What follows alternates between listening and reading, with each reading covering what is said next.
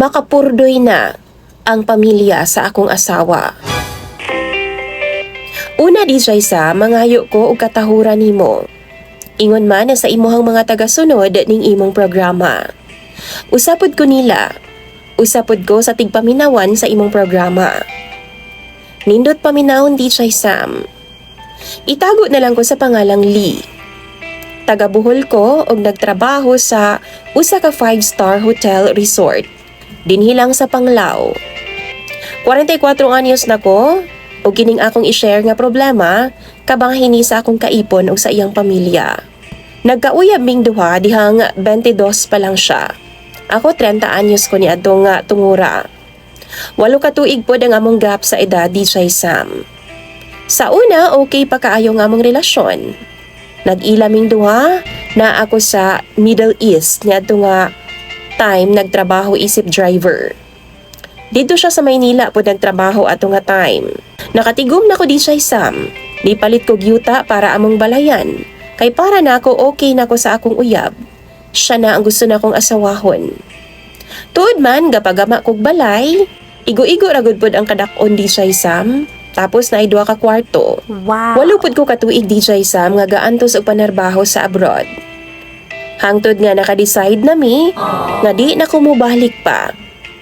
Ug aron pod nga magkaanak naming duha sa akong partner. 2018 na DJ Sam wa na gyud ko mibalik pa sa abroad. Pila ka buwan ana nabuntis pod ang akong uyab. Ug dito na nagsugod ang akong kalbaryo. Kanunay nami nga maglalis DJ Sam. Akong huna-huna, normal raman siguro ni sa mag-asawa, sa magpamilya. Pero natingaman ko, nganong sige man mi og lalis. Nga di man unta ko mo inom, di pod ko himarkada. Ang ako alang no, tambay og trabaho lang yun sa balay.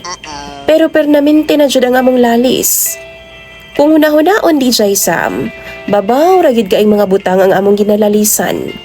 Gusto man gud niya, siya pirmi ang masunod kabahin sa among pamuyo. Tapos pirmi siyang mangayo og kapital. Pirming mangayo DJ Sam og kwarta para ipangumpra. Natingapod ko. Asa naman di ay ang puhunan sa atong tindahan? Tuod di ay DJ Sam. Napansin ako nga ang iyang pamilya. Sige pug kuha sa tindahan ug wa gyud lista-lista. Mao gyud na ang among giawayan. Kay siya naman hinuon ang kabuhi sa iyahang mga igsuon o sa iyang mga ginikanan. Ako ra baya nagtrabaho DJ Sam sa among pamilya. Karon sige gyapon miglalis sa akong kaipon. Mao nang mangayo kog tambagbi sa imong mga viewers kung kamo ang naa sa akong sitwasyon. Ingon ani ang inyong kahimtang. Unsa man ang inyong ikatambag. Biyaan ko na lang baka ni. Tambagi daw ko ninyo sa comment section. Imong sender DJ Sam ug follower Lee.